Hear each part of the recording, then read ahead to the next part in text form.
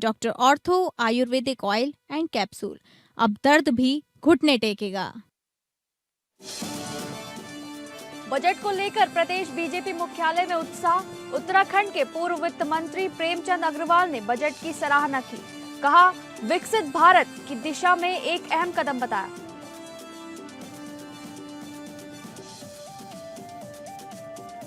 अंकिता को न्याय दिलाने की मांग को लेकर 8 फरवरी को आयोजित होगी महापंचायत। महापंचायत को लेकर लोक गायक और कवि नरेंद्र सिंह नेगी ने किया आह्वान। महापंचायत में पहुंचकर लोकतांत्रिक और शांतिपूर्ण तरीके से अपनी आवाज बुलंद करें। जसपुर में यूजीसी के नए नियमों के विरोध में सड़कों पर उतरे स्वर्ण समाज के लोग। हाथों में काली पट्टी बांधकर सड़कों पर किया प्रदर्शन। क्षेत्रीय विधायक और उप जिलाधिकारी को महामहिम राष्ट्रपति के नाम दिया ज्ञापन। चार धाम में रील पर रोक। बद्री केदार मंदिर समिति ने चार धाम मंदिरों में मोबाइल ले जाने पर लगाया प्रतिबंध। दर्शन करते वक्त श्रद्धालुओं के फोन करा लिए जाएंगे जमा।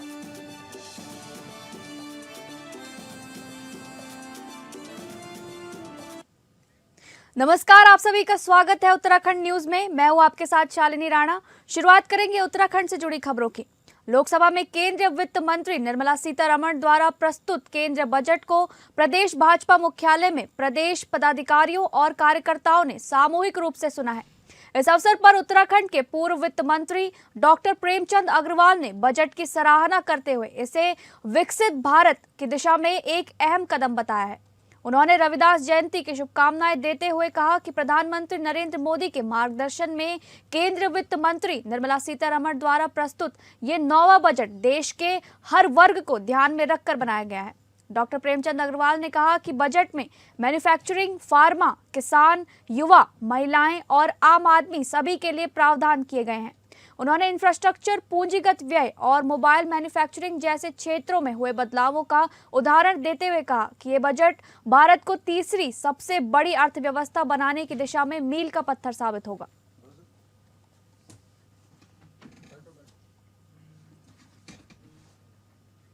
मुख्यमंत्री पुष्कर सिंह धामी ने कहा कि वर्ष 2014 के बाद से देश में इंफ्रास्ट्रक्चर, परिवहन, रेलवे, आईटी, स्वास्थ्य सेवा, हवाई सेवा की योजनाएं तेजी से आगे बढ़ी हैं। उन्होंने दिल्ली देहरादून एक्सप्रेसवे परियोजना के लिए प्रधानमंत्री नरेंद्र मोदी का आभार जताया। उन्होंने कहा, भागीरथी इको सेंसिटिव जोन के कारण जल विद्युत परियोजनाओं में आ रहे अवरोधों को राज्य और केंद्र सरकार दूर करने के प्रयास करने में जुटी है। भारत सरकार के वित्त मंत्रालय ने पूंजीगत निवेश के लिए राज्यों को विशेष सहायता योजना 2025-2026 के तहत उत्तराखंड के लिए 734 करोड़ की अतिरिक्त ऋण राशि और शहरी क्षेत्रों में भूमि सुधार के लिए 25 करोड़ रुपए की स्वीकृति प्रदान की है। इस दोहरी सौगात के साथ चालू वित्तीय वर्ष में केंद्र द्वारा उत्तराखंड को दी गई कुल सहायता अब 1806 करोड़ पर पहुंच गई है।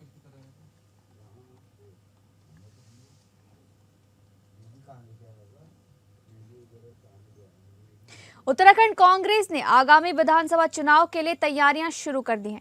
संगठन महामंत्री राजेंद्र भंडारी ने बताया कि सभी विधानसभा सीटों के लिए BLA 1 की नियुक्ति पूरी हो गई है और पोलिंग बूथ के लिए BLA 2 की नियुक्ति लगभग पूरी होने वाली है। प्रदेश में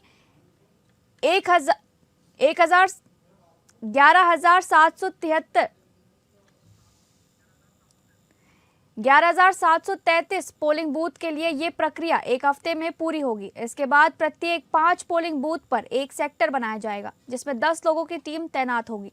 इस कदम में कांग्रेस पार्टी अपने संगठन को मजबूत करने और चुनाव में बेहतर प्रदर्शन करने की तैयारी कर रही है। पार्टी की कोशिश है कि अधिक से अधिक लोगों को जोड़ा जाए और उनकी समस्याओं का समाधान किया जाए।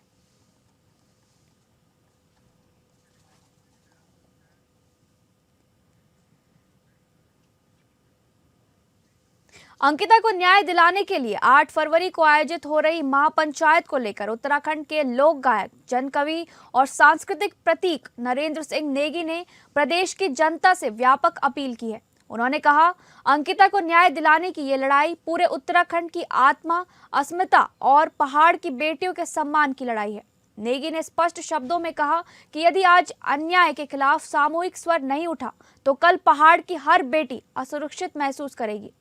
उन्होंने प्रदेशवासियों से आह्वान किया कि वे बड़ी संख्या में महापंचायत में पहुंचकर लोकतांत्रिक और शांतिपूर्ण तरीके से अपनी आवाज बुलंद करें।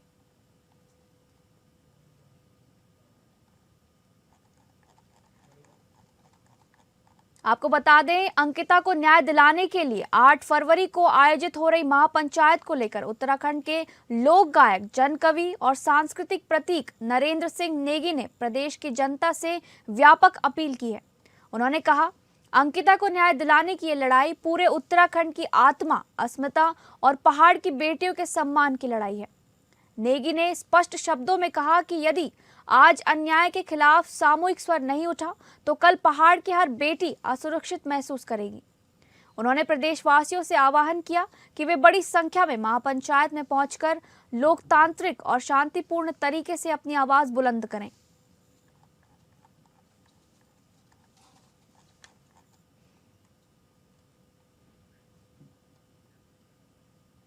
विकासनगर क्षेत्र में कश्मीरी युवक के साथ हुई मारपीट प्रकरण में जम्मू कश्मीर के मुख्यमंत्री ने उत्तराखंड के मुख्यमंत्री पुष्कर सिंह धामी से बातचीत की है। वहीं सीएम धामी ने स्पष्ट कहा कि उत्तराखंड में सभी का स्वागत है, साथ ही कोई भी उनके साथ कुछ भी गलत होगा या कोई भी कुछ गलत करेगा तो उनके खिलाफ कानूनी कार्रवाई कड़ी होगी। वहीं विकासनगर मामले में भी पुलिस ने पहले ही कड़ा एक्शन लेने का काम किया है। कानून व्यवस्था को बनाए रखना ये हमारी सर्वोच्च प्राथमिकता है और उत्तराखंड के अंदर कोई भी कहीं से भी कोई तीर्थयात्री आए, श्रद्धालु आए, किसी अन्य काम से आए, व्यापार के काम से आए, उसकी सुरक्षा हमारी सर्वोच्च प्राथमिकता में रहती है। और एक प्रकरण आया था और उसमें मुझे वहां के मुख्यमंत्री जी से भी मेरी बात हुई थी और उससे पहले ही हमारी पुलिस उस पर पूरी कार्रवाई कर चुकी थी। जो भी जिन्होंने भी ये मारपीट की थी उनके साथ पुलिस ने सभी कानूनी कार्रवाई पूरी कर ली थी। और मध्य क्षेत्रीय परिषद की 17वीं स्थायी समिति की बैठक नवा रायपुर छत्तीसगढ़ में आयोजित की गई थी, जिसमें 4 राज्यों और केंद्र सरकार के वरिष्ठ अधिकारियों ने भाग लिया था। इस बैठक में सामाजिक आर्थिक विकास योजनाओं के प्रभावी क्रियान्वयन, लंबित मामलों के समाधान और आपसी समन्वय को मजबूत करने पर विस्तृत चर्चा हुई।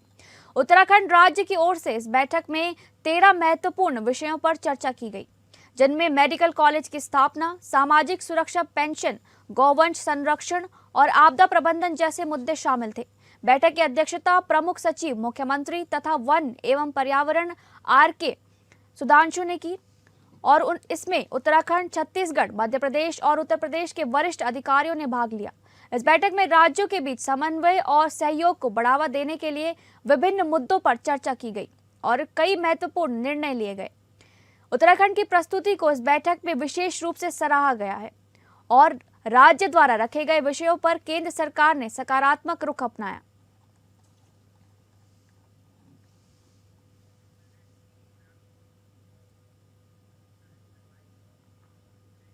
जन जन की सरकार जन जन के द्वार अभियान के अंतर्गत जनपद रुद्रप्रयाग की 27 न्याय पंचायतों में चरणबद्ध रूप से बहुउद्देशीय शिविरों का आयोजन किया जा रहा है। इसी क्रम में न्याय पंचायत सौराखाल के राजकीय इंटर कॉलेज सौराखाल में प्रशासन गांव की ओर अभियान के तहत बहुउद्देशीय शिविर आयोजित किया गया। शिविर की अध्यक्षता विधायक रुद्रप्रयाग भरत चौधरी ने की है। विधायक भरत चौधरी ने कार्यक्रम स्थल पर पहुंचकर विभिन्न विभागों द्वारा लगाए गए स्टॉलों का निरीक्षण किया तथा अधिकारियों को निर्देश दिए कि अधिक से अधिक पात्र लोगों को योजनाओं का लाभ मौके पर ही उपलब्ध कराया जाए।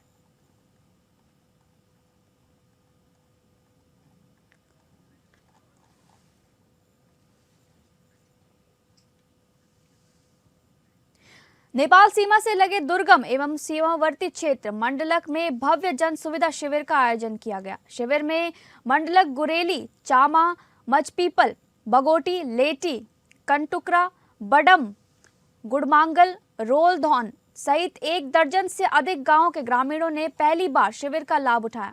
भीड़ अधिक होने के कारण रामलीला मैदान में स्थान कम पड़ गया, जिस पर प्रशासन ने 2 स्थानों पर शिविर लगाकर व्यवस्थाएं की। सीमावर्ती क्षेत्र के लोगों का जिलाधिकारी मनीष कुमार से पहली बार सीधा संवाद हुआ। जिलाधिकारी की सादगी, सहज व्यवहार और गरीबों के प्रति संवेदनशीलता ने लोगों का दिल जीत लिया, जिससे ग्रामीण खुलकर अपनी समस्याएं रख सके। शिविर में आर्थिक तंगी से जूझ रहे विधवा, वृद्धावस्था और दिव्यांग पेंशन के पात्र लाभार्थियों को मौके पर ही योजनाओं से जोड़ा गया।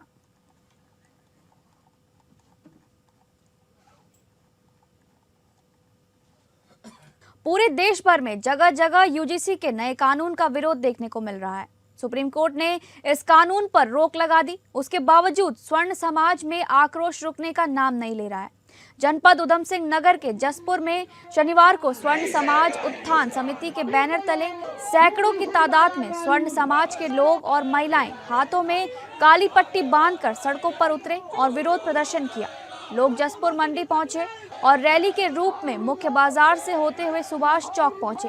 इस दौरान यूजीसी कानून को वापस लेने को लेकर जमकर नारेबाजी की गई। लोगों की मांग है कि सरकार इस कानून को वापस ले। विरोध प्रदर्शन के बाद स्वर्ण समाज द्वारा क्षेत्रीय विधायक और उप जिलाधिकारी जसपुर को महामहिम राष्ट्रपति के नाम ज्ञापन दिया गया।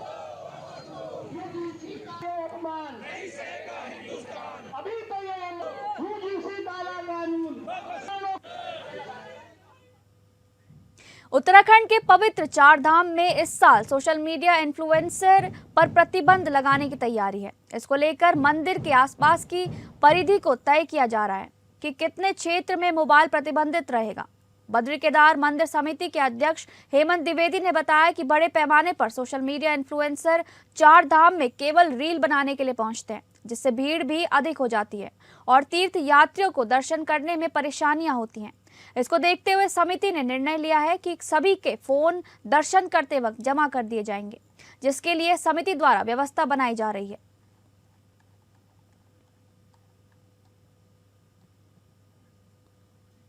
लोहाघाट में डिग्री कॉलेज नसखोला मोटर मार्ग बीते 6 महीने पूर्व हुई बारिश के बाद से ही पूरी तरह क्षतिग्रस्त पड़ा है, लेकिन लोक निर्माण विभाग की उदासीनता अब आमजन की जान पर भारी पड़ने लगी है। ये वही मार्ग है जो जिले के सबसे बड़े शैक्षणिक संस्थान स्वामी विवेकानंद स्नातकोत्तर महाविद्यालय और महर्षि विद्यालय मंदिर को जोड़ता है। साथ ही इसी सड़क से होकर आधा दर्जन से अधिक ग्राम पंचायतों के लोग रोजाना आवाजाही करते हैं। इस संकरे और जर्जर मार्ग पर प्रतिदिन 10 से अधिक स्कूल बसें दौड़ रही हैं, जिससे हर दिन किसी बड़े हादसे का खतरा मंडरा रहा है।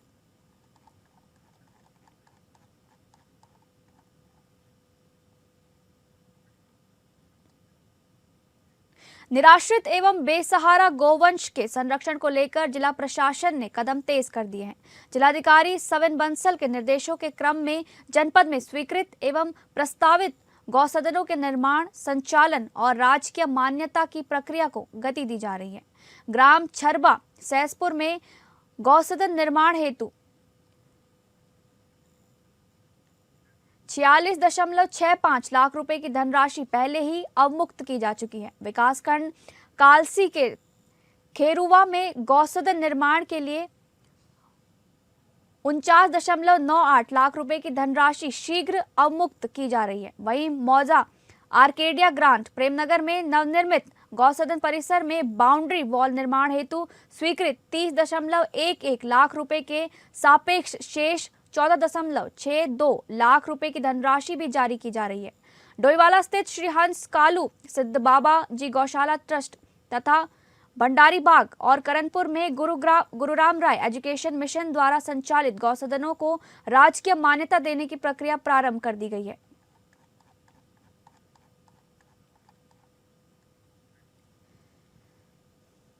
विकासनगर बाजार से देर शाम अफरा तफरी मचाने वाली तस्वीरें सामने आई है, जहां नशे में धुत युवकों ने सड़क को रणक्षेत्र बना दिया। i20 कार में सवार 2 युवकों ने डाकपत्थर रोड पर बेकाबू होकर पहले मोटरसाइकिलों और एक चौमिन ठेले को टक्कर मारी, फिर दुकानों के बाहर जमकर तोड़फोड़ की। हंगामा बढ़ता देख स्थानीय लोग सड़कों पर उतर आए। इसी बीच दोनों युवक कार लेकर मौके से फरार हुए और डाकपत्थर तिराहे के पास पहुंचकर बीच सड़क गाड़ी खड़ी कर दोबारा उत्पात मचाने लगे। स्थानीय लोगों के साथ तीखी बहस और झड़प के बाद माहौल और तनावपूर्ण हो गया। सूचना मिलते ही कोतवाली पुलिस मौके पर पहुंची और हंगामा कर रहे युवकों को काबू में लेने की कोशिश की गई।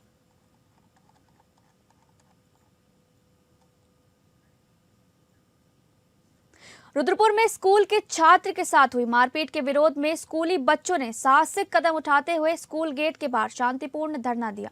ये पूरा मामला इंदिरा कॉलोनी रुद्रपुर स्थित कृष्ण इंटर कॉलेज का है, जहां इंटर कॉलेज के मुख्य गेट के सामने छात्र अन्याय के विरोध में एकजुट होकर धरने पर बैठ गए। बच्चों के इस अनुशासित और लोकतांत्रिक विरोध ने पूरे शहर का ध्यान अपनी ओर खींच लिया। छात्रों के इस आंदोलन को समाज के विभिन्न वर्गों का भरपूर समर्थन मिला। धरना स्थल पर डिग्री कॉलेज के अध्यक्ष, समस्त पदाधिकारी और समाज सेवी बॉडी बिल्डर मोहित चोपड़ा विशेष रूप से मौजूद रहे और बच्चों का मनोबल बढ़ाया। धरने का स्पष्ट संदेश ये था कि किसी भी छात्र के साथ अन्याय, उत्पीड़न या हिंसा को किसी भी सूरत में बर्दाश्त नहीं किया जाएगा।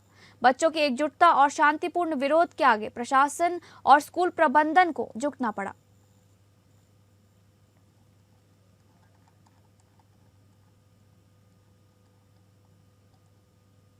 फिलहाल उत्तराखंड न्यूज में बस इतना ही। नमस्कार।